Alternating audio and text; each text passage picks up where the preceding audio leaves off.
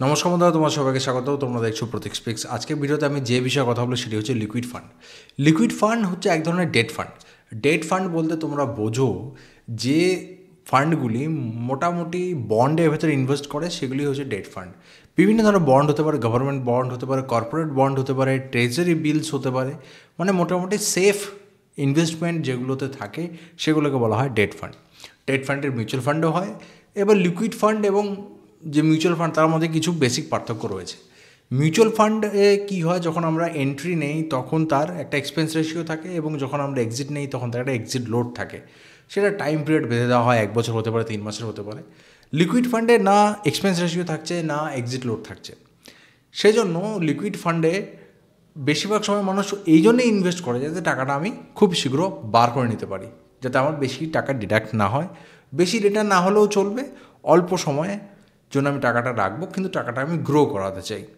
এবার এই লিকুইড ফান্ডের একটা বেসিক জিনিস হচ্ছে লিকুইডিটি। স্বাভাবিকভাবেই বোঝা যাচ্ছে যে লিকুইড ফান্ড লিকুইডিটির সাথে জড়িত।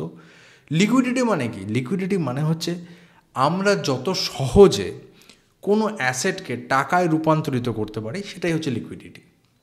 তো বন্ধুরা, লিকুইডিটি আমরা আমাদের কেন, মানে এই চাওয়াটা কেন যে লিকুইড কেন হতে হবে? সাপোজ আমরা কোনো একটা স্টকে ইনভেস্ট করলাম, ঠিক আছে, আমি স্টক দিয়েই বোঝাচ্ছি। এবার এই স্টকটা খুব ভালো, কিন্তু স্টকটা খুব একটা বিক্রি বাট্টা হয় না, মানে খুব কম লোকেই স্টকটাকে সেল করতে আসে এবং বাইও খুব কম লোকেই করতে আসে। এক্ষেত্রে কী হবে, এই স্টকটি যদি আমার কাছে থাকে এবং হিউজ কোয়ান্টিটিতে থাকে, সাপোজ 10,000 শেয়ার রয়েছে, নাম্বার অফ শেয়ার ইজ 10,000, সেক্ষেত্রে যখন আমি বিক্রি করতে যাব সেটা হয়তো ফট করে বিক্রি হবে না। তার মানে লিকুইড নেই, লিকুইডিটিটা কম, তার মানে বেশি আদান প্রদান কিংবা ট্রানজ্যাকশন হচ্ছে না। এবার সাপোজ একটা রেনাউন্ড শেয়ার এইচডিএফসি, এর যদি আমার কাছে 1 লক্ষ শেয়ার থাকে না, 4-5 সেকেন্ডে বিক্রি হয়ে যাবে, কারণ এর ডিমান্ড বেশি, বেশি কেনাকাটি হয়, তার মানে লিকুইডিটি অনেক বেশি। এবার আমি লিকুইড ফান্ড কেন খুঁজছি, এটা একটা বুঝতে হবে যে লিকুইড ফান্ডের কী দরকার। যদি লিকুইডিটির প্রয়োজন হয় তাহলে তো আমরা শেয়ারে তো পেয়েই যাচ্ছি। ব্যাপার হচ্ছে শেয়ারে টাকা নিচেও চলে যেতে পারে, উপরেও চলে যেতে পারে। যদি তুমি কোনো টাকা 1 মাসের জন্য, 2 মাসের জন্য রাখবে, কিংবা সাপোজ এই সিজনে ইনভেস্ট করে না, মার্কেট যেরকম চলছে সেই সিজনে তুমি ইনভেস্ট করতে চাও না, কিন্তু টাকাকে তুমি ধরে রাখতে চাও এবং হালকা হলেও গ্রো তোমার চাই, কিন্তু তুমি আদার্স ইনস্ট্রুমেন্ট যেমন ফিক্সড ডিপোজিটে তুমি যেতে চাচ্ছ না, একটু ফ্রি থাকবে, যখন প্রয়োজন তখন উঠাবে, সেরকম যদি তোমার মেন্টালিটি হয় তাহলে লিকুইড ফান্ড তোমার জন্য। সেক্ষেত্রে কী হবে, liquid fund mainly date fund, বিভিন্ন বন্ড ফান্ডের উপরে ইনভেস্ট করবে, ফিক্সড ডিপোজিটও করতে পারে, কিন্তু সেটার সাথে তোমার ডাইরেক্ট সম্পর্ক থাকবে না, কিছু পোর্শন টাকা ক্যাশেও রেখে দেবে। এরকম ফান্ডে যখন তুমি ইনভেস্ট করবে, তোমার কোনো এক্সিট লোড লাগছে না, কোনো এক্সপেন্স রেশিও লাগছে না, ধীরে ধীরে টাকাটা বাড়বে। কীরকম রিটার্ন দেয়? বছরে 6-7% দেয়, এফডি রিটার্নেও কাছাকাছি কিংবা একটু কমও হতে পারে। এবার তুমি টাকাটা ইনভেস্ট করলে, মার্কেট নিচের দিকে যাচ্ছে, তো তুমি চাচ্ছ না যে কোনো স্টকে ইনভেস্ট করবো, কারণ স্টকে ইনভেস্ট করলে হয়তো অনেক দিনের জন্য তুমি আটকে যাবে। সেই ক্ষেত্রে লিকুইড ফান্ডটা প্রয়োজন। একটা বড় যদি কর্পাস জমাতে হয়, কিন্তু তোমার যদি ফ্যামিলি ইমার্জেন্সিও হতে পারে, এটাও যদি ভেবে রাখো যে আমি শেয়ারে এই মুহূর্তে তো লাগাবো না, কারণ শেয়ারে যদি টাকাটা আটকে যায়, কোনো ইমার্জেন্সি হয়, সেক্ষেত্রে আমি টাকাটাকে লসে ওঠাতে হবে। সেই জন্য লিকুইড ফান্ড একটা ভালো অপশান।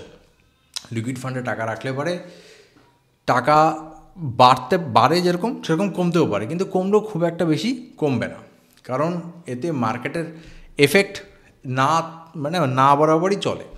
কিছু কিছু লিকুইড ফান্ড রয়েছে যেটা শুধুমাত্র বন্ডের উপরে চলে, তো সেক্ষেত্রে তো কোনো প্রকার নিচে যাওয়ার চান্সই নেই। হ্যাঁ, রিটার্ন খুব একটা যে হাইফাই হবে তা না, ঘুরে ফিরে বলতে পারি প্রতি মাসে 0.5 থেকে 0.6% রিটার্ন আসতে পারে। এই লিকুইড ফান্ডের প্রয়োজনীয়তা বুল মার্কেটে খুব একটা হয় না, ঠিক আছে। লিকুইড ফান্ড মানুষ তখনই ইউজ করে যখন মার্কেটে একটু বেয়ারিশ মুভমেন্ট থাকে, তখন টাকাকে সেফ রাখার জন্য আইদার গোল্ডে ইনভেস্ট করে, নইলে লিকুইড ফান্ডে ইনভেস্ট করে। কিংবা তুমি যদি নিজের কর্পাসকে গ্রো করতে চাও, সেক্ষেত্রে তুমি লিকুইড ফান্ডকে বেছে নিতে পারো।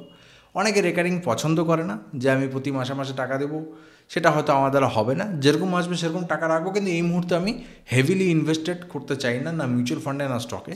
সেই ক্ষেত্রে লিকুইড ফান্ড তোমার জন্য একটা ভালো অপশন।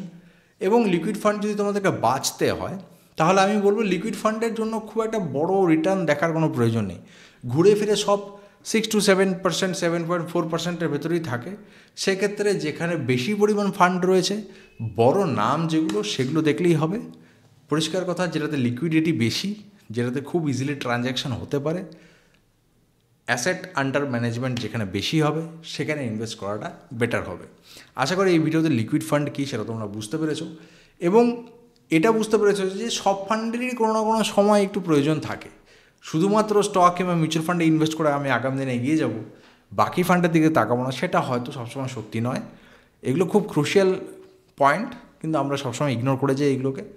কাজের সময় লিকুইড ফান্ডই কাজে আসে। দেখা হবে তোমাদের সাথে পরবর্তী ভিডিওতে নতুন একটা টপিক নিয়ে। Good bye.